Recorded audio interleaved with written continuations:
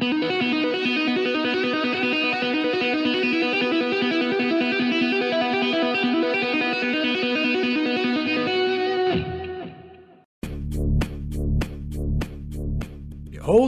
and welcome back to another session of character modeling with me, S'more, aka Steve Moore. This session is going to be a bit of fun, man. We're going to get into making some real time here. We're going to begin the process using XGen. But before we do that, I got a special announcement for you guys. So, sometime back, a while back, I had promised that I would make available for download the various files, various models and files that I created for this project, specifically the ZBrush high-res sculpt, Marvelous Designer costume, etc. And that is now, I am pleased to say, available up on Gumroad for a small fee. If you want to help support the channel and get a little something out of it, you get to kind of scrutinize, my Substance Painter scene and how did I put the materials together in Marmoset, and you get to mess around with the high-res ZBrush sculpt. Maybe you want to make a 3D print from it. Who knows? But it's all up there and it's available for download right now. I will provide a link in the description below. And with that, let's get into making some hair. All right, so here we are in Maya, and we're going this episode to take a look at getting some hair cards out of XGen. So what we're looking at right now is kind of my guide here. So I sculpted this. My intention was twofold. One was ultimately I wanted to print the model out, so I wanted something that I could actually print. So I made this very stylized looking here, but it serves a dual purpose because I think with XGen you got enough to deal with just kind of creating the hair itself. It helps to have a guide. So having a rough hairdo like this, I found very useful. Now, to create the hair, XGen generates its hair from it needs a surface to generate the hair from. So I've gone ahead and created these polygonal hair shells, and you'll notice I've kind of got two groups here. So the idea is that we want to try and mimic reality. So here, we want to build the hair up in layers. And we kind of want to start from the bottom and work our way to the top. So later on, I'll subdivide this into further little groups. But for now, for this episode, we're just going to focus on the short here. So yeah, she's kind of a pretty funky, challenging hairdo. You've got these long hair bangs and spiky kind of punk looking stuff on top. And then down the back here, this is supposed to be kind of shorter here. So I thought that'd be a great place to start and look at turning that into actually polygonal cards that we can get into an engine.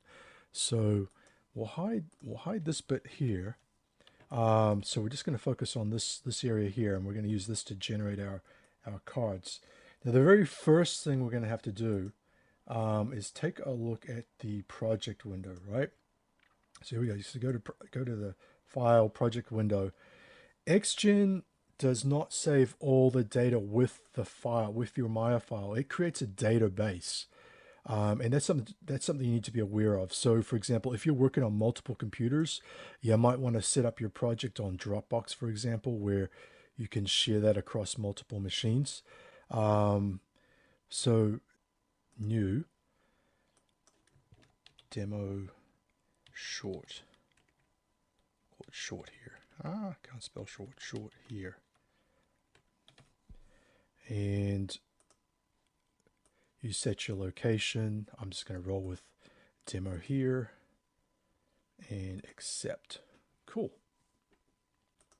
So to XGen, here we go. So we click on the little button, brings up this window here, and we're going to create a new description.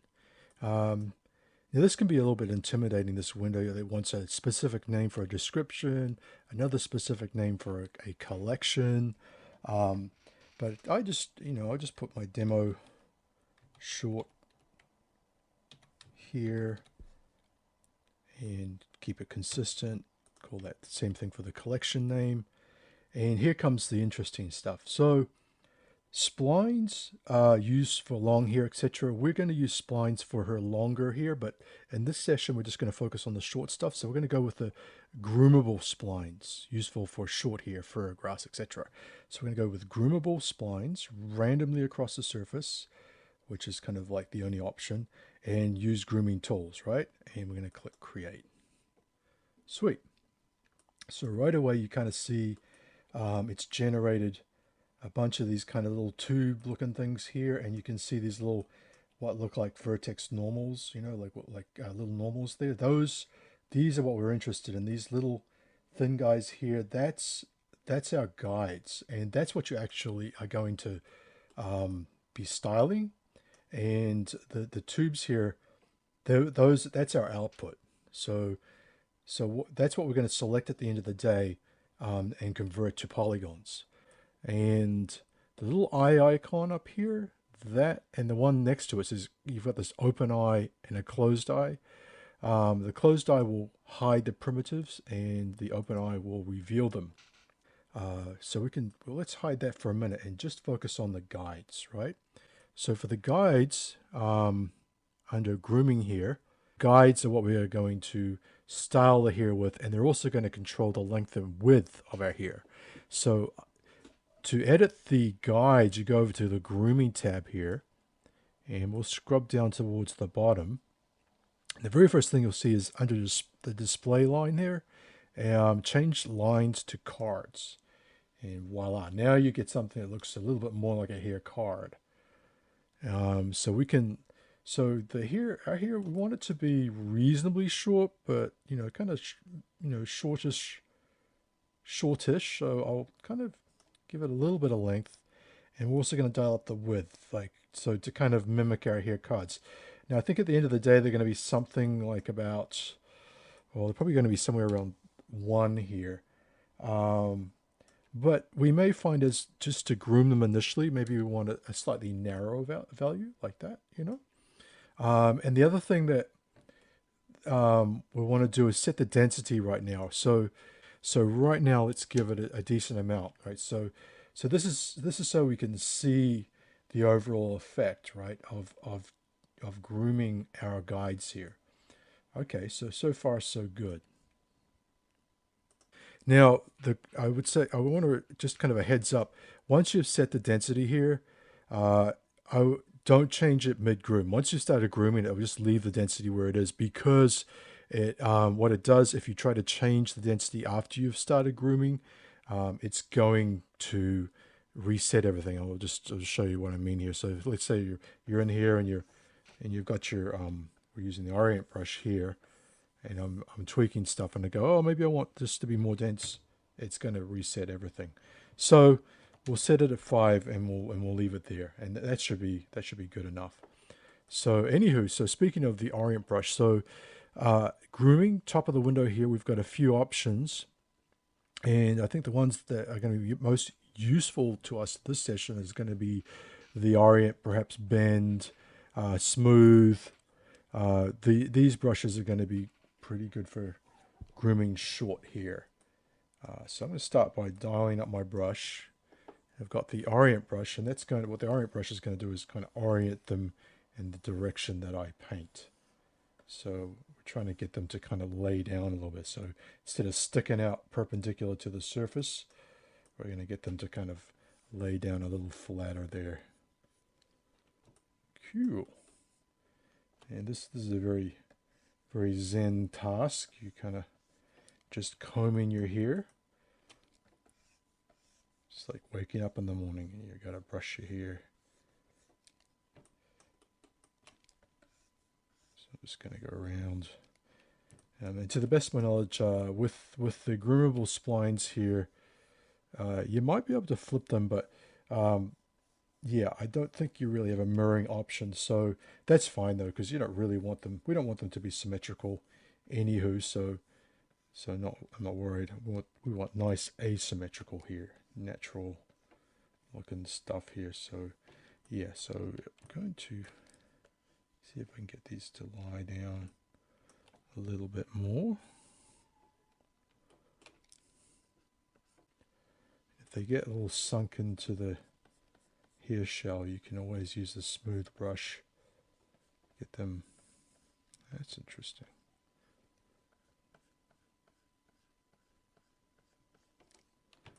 Yeah, there you go.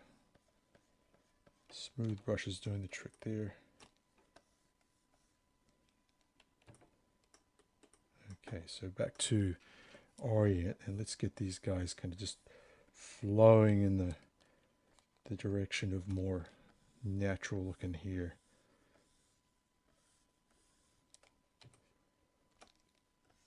Here we go.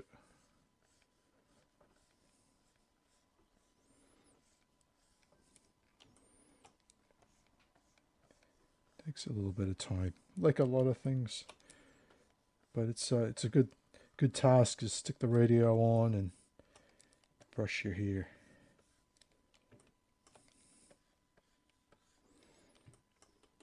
Now I'll be honest, I am relatively new to XGen, but as I am documenting my process here, this is definitely a major part of it, and I learned a lot doing it.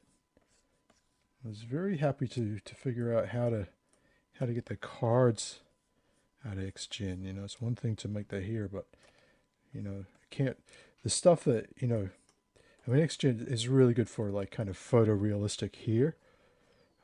So we're using it kind of for a hack. You know, we're using a bit of a hacky thing with it, actually, making hair cards. But you know, it works.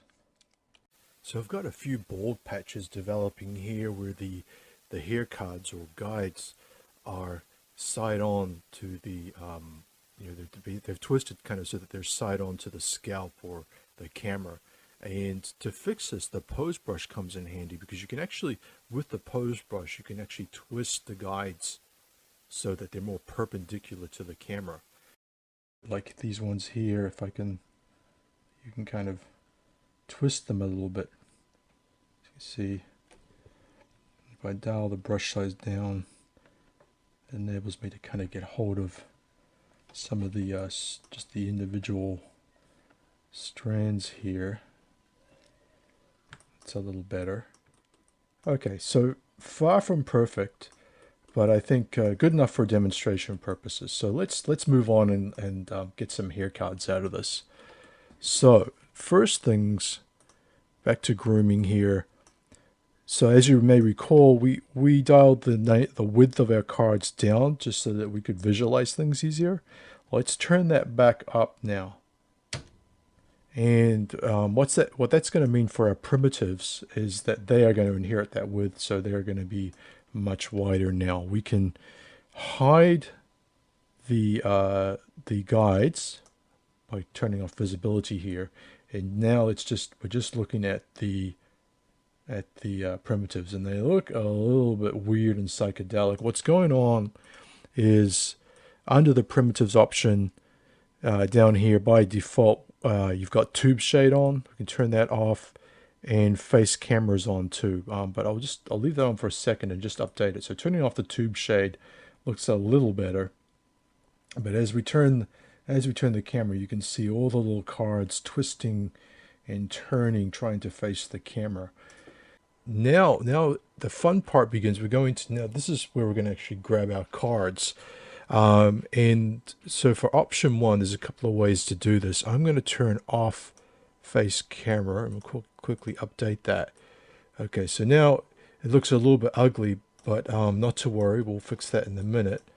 There's some bald patches like here to fix. So you can see kind of a bit of a bald patch here. I'm going to dial up the density under the primitives. No, not under this time. We're not going to change the density of the guides. Rather, we're going to change the density of the primitives, and that's going to affect the density of our final hair card. So let's do something like 10, and there you go, much better. So we got rid of our bald spot. I'll try maybe a little less ambitious here.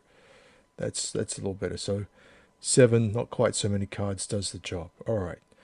So let's get some hair cards going. So to do that, up here, you will find the Select Primitives tool. So we're going to activate that tool, and then you just drag a box around all your primitives. They turn green, indicating that they are selected. Voila. So now, final step, up to generate, convert XGen primitives to polygons. And so here we're going to get a couple of options. I'm only selected primitives, and combine mesh, I've turned, this is off by default. I've turned it on so we don't get a whole bunch of separate hair cards. Sometimes you may want that. So, but in this case, I'm leaving it on. And the other thing you can do is, it's by default, it's going to, actually by default, this is usually on, place UV tiles. And what that would do is it would create a page of UV tiles and randomly assign different cards to a different place on the texture, which is useful if you want to get more variety and not having to individually assign, parts of the texture, right? But since I just want one UV card for this particular short hair strand, I'm going to turn that off, and that's it. Can click convert, and voila, there we go. So now we have our hair cards, and turn on our head here. So you'll notice, like right now, they look pretty wacky. You've got cards that are inverted. It's a mess. Now to fix that, what we're going to do is average the normals. And to do that, to begin, let's turn on our grid. I'm going to start by creating a sphere. All right. We'll go to a nice side view. There's our sphere. Drag it up so it's going to encompass our new hair cards, right? So we're going to scale it out, turn on wireframe so I can kind of see it, and just kind of imagine the volume of the hair, right? So that's, yeah, there we go. So what we're about to do is take this sphere here with its nice smooth normals and transfer those normals to our ugly hair card normals here. So this is fun. Check this out. Okay, so we're going to take the sphere, and then I'm going to select the hair cards, and we're going to go up to Mesh, Transfer Attributes, and under Transfer Attributes, we want Vertex Normals, and we'll turn everything else off. So Vertex Normals, and based on world space, which means it's going to sample the normals of the sphere relative to the world and transfer those to our hair cards. It's going to kind of compare the sphere and the hair cards in world space and transfer their normals based on that. So we're going to hit transfer, and let's see what we get here. Voila. Now we have some nice fluffy looking little hair cards, and you'll notice that all the wacky normals have been fixed too. We no longer have kind of inverted cards. They're all facing in one consistent direction. So there you go. There's option one for making hair cards. And if we go to the layout, and let's take a look at their UVs. Okay, so every card now has this 0 to 1 UV, which is cool. And we can move that. If we make a page of hair textures, we can grab all these guys and put them on our little short hair texture. So just as an example, I've got, so here's my little test hair texture for my card. Perhaps default, there we go. So it sorts a little better. See, there's a few patches here and there, but that'll be covered up by having kind of a base, kind of a texture for the scalp. And there you go. All right, so here's what those hair cards would look like in context once we get a proper material on them in Marmoset. So So yeah, it starts to come together after you kind of layer on the longer hairs, and of course you've got kind of the head underneath the whole thing. So next session, we'll take a look at making the longer hair, and we'll delve a little deeper into combing normals, how to tune the normals on the hair itself, and look at an alternate way to grab these hair cards out of XGen. But until then, thanks everyone for subscribing. I get a real kick out of watching the number of subscribers going up. I really appreciate that. So please, yeah, thank you. Like, subscribe, hit that notification bell, as everyone always says. And that just inspires me to try and do better. So thank you, everybody. And with that, happy modeling.